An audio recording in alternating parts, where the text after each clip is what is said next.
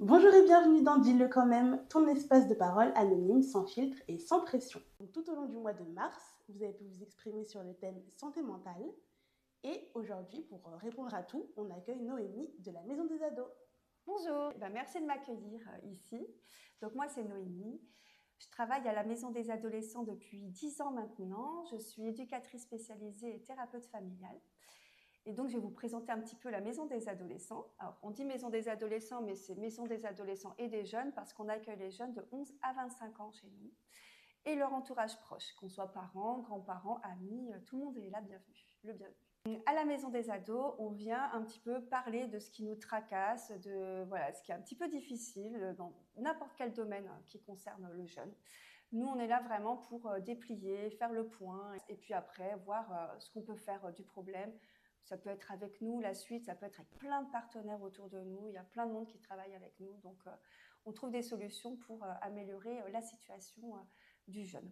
C'est anonyme, c'est libre, c'est vraiment gratuit. Sachant qu'on est donc à Bordeaux-Centre, donc c'est facile de nous trouver, mais on est aussi sur toute la Gironde, on est dans le sud Gironde, on est bientôt dans le Libournais, on est dans le Médoc et sur le bassin d'Arcachon.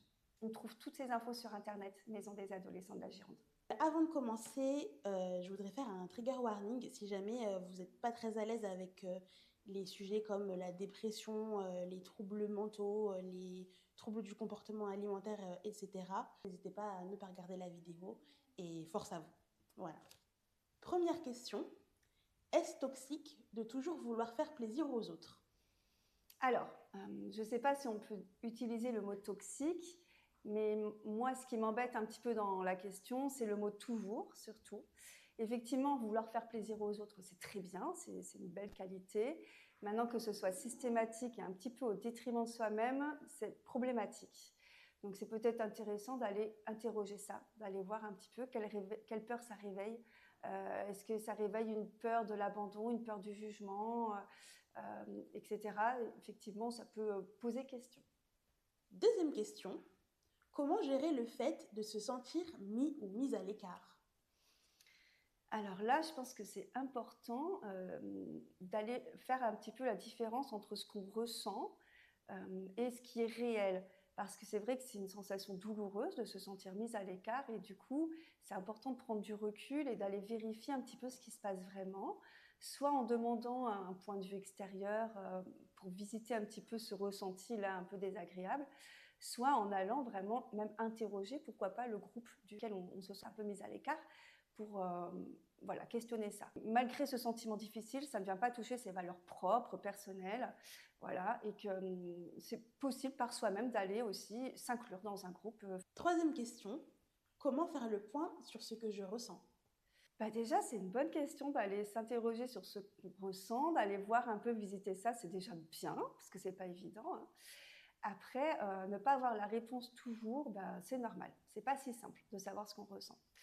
Donc là, bah, moi, je conseillerais d'aller peut-être voir quelqu'un, un professionnel de santé qui peut venir écouter un petit peu tout ça et puis aider un petit peu à remettre de l'ordre dans la pensée, essayer de comprendre un petit peu plus ce qui nous traverse parce que tout seul, c'est pas toujours facile.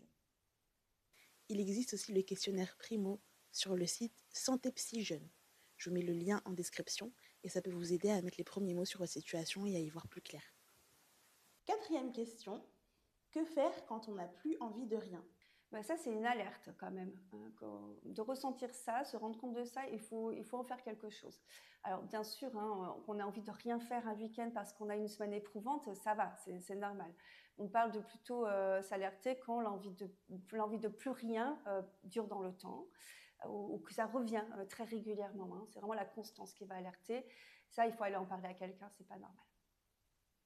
Cinquième question, quels sont les signes d'une dépression?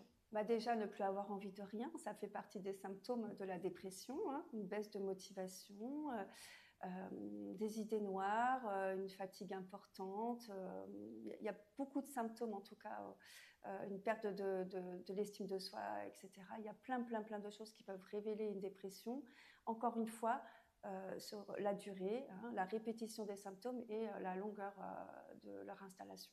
On a reçu pas mal de messages de personnes qui allaient pas très bien et j'aimerais juste vous dire que on est nombreux à passer par là. Déjà, il y avait beaucoup de messages, donc vous n'êtes vraiment pas seuls. Et on est avec vous. Et courage. Et sixième question, quels sont les signes d'un burn-out? Alors, c'est vrai que ce n'est pas évident de faire la distinction entre une dépression et un burn-out parce que les symptômes sont semblables souvent dans les deux domaines. Le burn-out va plus concerner un domaine, souvent le travail. Donc, souvent, on va se rendre compte que si on met à distance le problème, donc le travail, les symptômes peuvent s'atténuer, ce qui n'est pas le cas dans une dépression. Maintenant, ça peut s'entremêler, ça peut être beaucoup plus complexe que ça. Donc, les signes du burn-out, ça va être souvent effectivement une fatigue importante, vraiment un épuisement professionnel, avec plein de symptômes qui jaillissent après à la maison. Et c'est là qu'on s'inquiète, quand vraiment on n'arrive plus à se reposer, quand on n'arrive plus à faire coupure, c'est pas normal.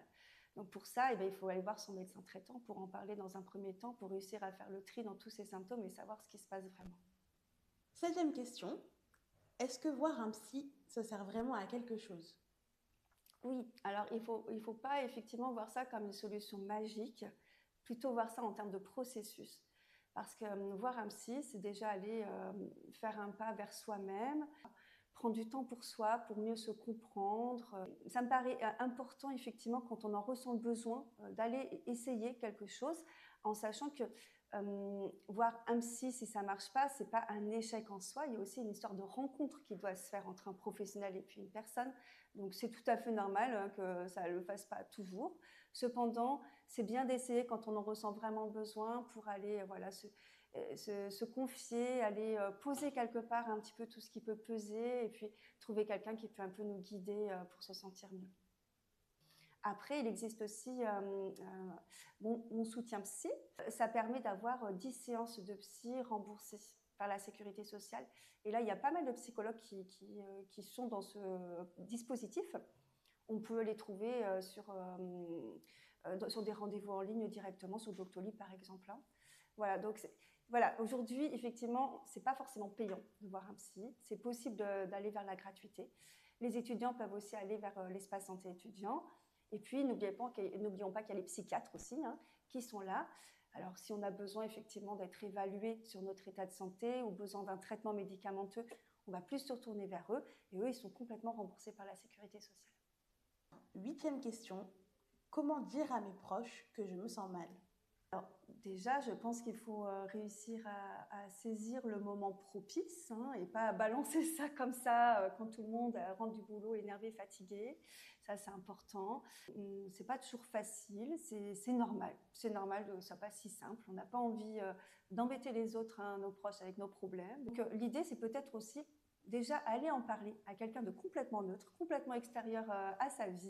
Mais tranquille, il ne faut pas se mettre la pression, il ne faut pas culpabiliser, c'est normal, c'est pas simple. Neuvième question, est-ce que les troubles mentaux sont héréditaires?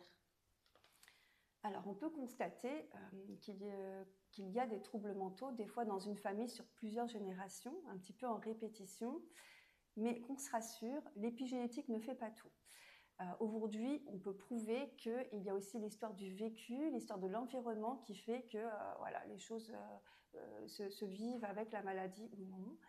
À savoir que tous les troubles ne sont pas chroniques, qu'il existe effectivement des maladies qui sont chroniques, mais même avec celle-là, on peut vivre correctement aujourd'hui si on est bien entouré, bien soigné.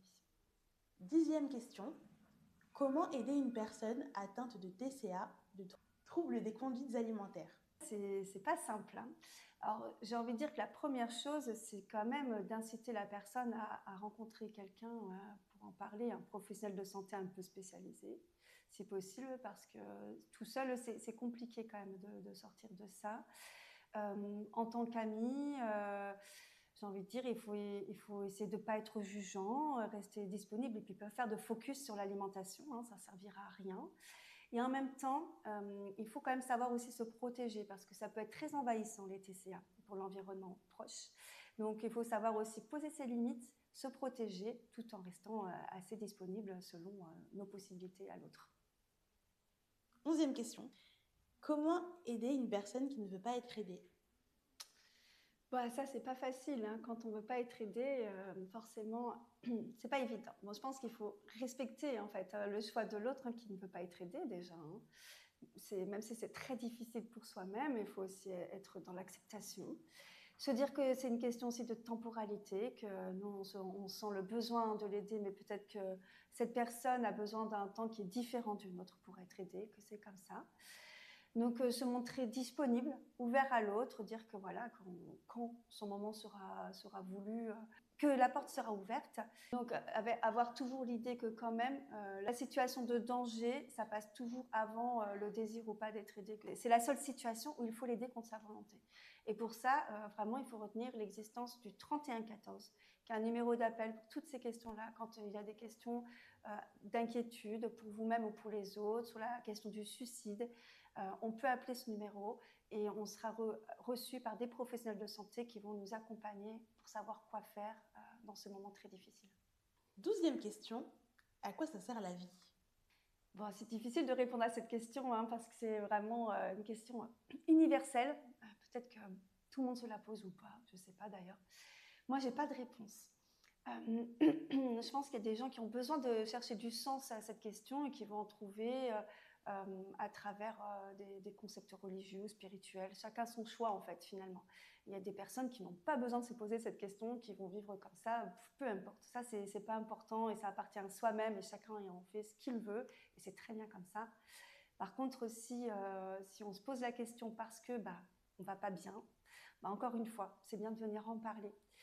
Je viens de parler du 31-14, voilà, ça aussi, c'est encore utile de rappeler que quand on se pose des questions sur sa propre vie, quand on ne sait plus où on en est, si ça vaut le coup, enfin toutes ces questions-là, il ne faut pas rester tout seul avec ça, il faut vraiment en parler.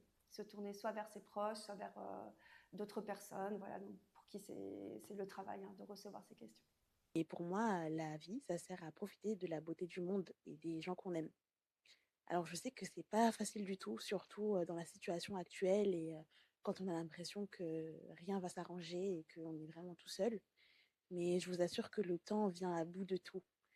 Et en attendant qu'il fasse son travail, essayez le plus possible de vous raccrocher à la beauté et à l'amour qui sont autour de vous, même si vous n'en avez pas conscience. Et surtout, n'oubliez jamais qu'on peut trouver le bonheur même dans les moments les plus sombres.